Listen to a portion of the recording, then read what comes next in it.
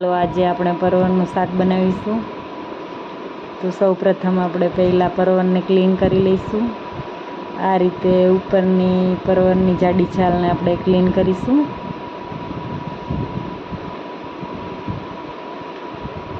ત્યારબાદ વચ્ચે કાપો મૂકીને આપણે બધા જ બીજને આપણે કાઢી લઈશું. ત્યારબાદ આપણે લાંબા ટુકડા કરીશું. બધી જ પરવરને આ રીતે આપણે ક્લીન કરી લેવાની છે.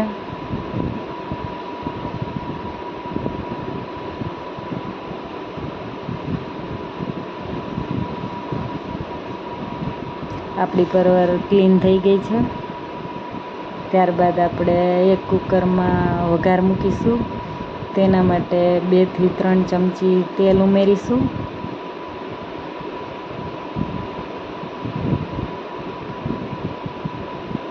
તેલ ગરમ થઈ જાય ત્યારબાદ 1 ચમચી રાઈ,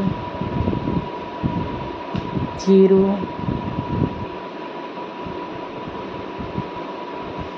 ત્યારબાદ પરવર ઉમેરીશું.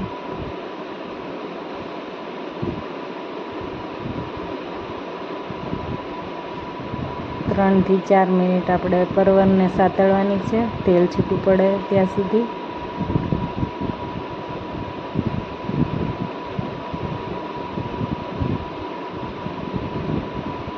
ત્યારબાદ ટમેટાના ટુકડા ઉમેરીશું. હળદર ઉમેરીશું.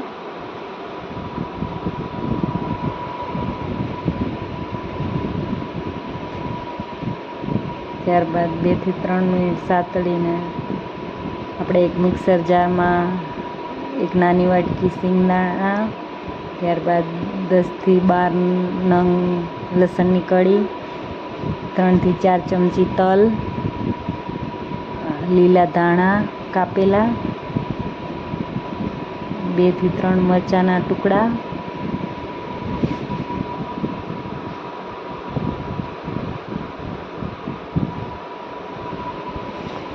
ત્યારબાદ એને આપણે પીસી લઈશું. આ રીતનું પીસવાનું છે આપણે.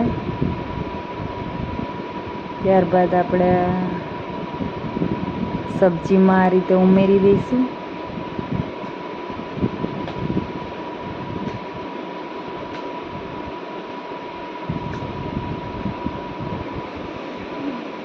ત્રણ થી 4 મિનિટ તેલ છૂટું પડે મસાલામાંથી ત્યાં સુધી આપણે સાતળીશું. ત્યારબાદ આપણે 1 થી 2 ચમચી મરચું પાવડર ઉમેરીશું. 1 થી 2 ચમચી ધાણા જીરું પાવડર ઉમેરીશું. થોડી હળદર ઉમેરીશું.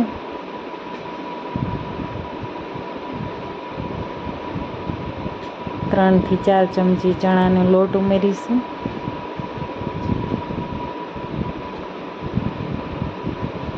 સ્વાદ મુજબ મીઠું ઉમેરીશું.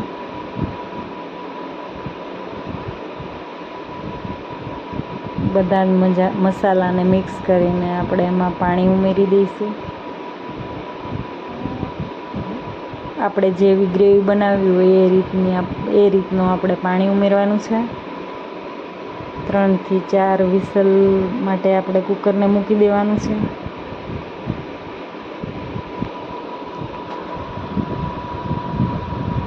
આપણું શાક તૈયાર થઈ ગયું છે. ત્યારબાદ આપણે શાકને પીરસીને આપણે એનો ટેસ્ટ માણીશું.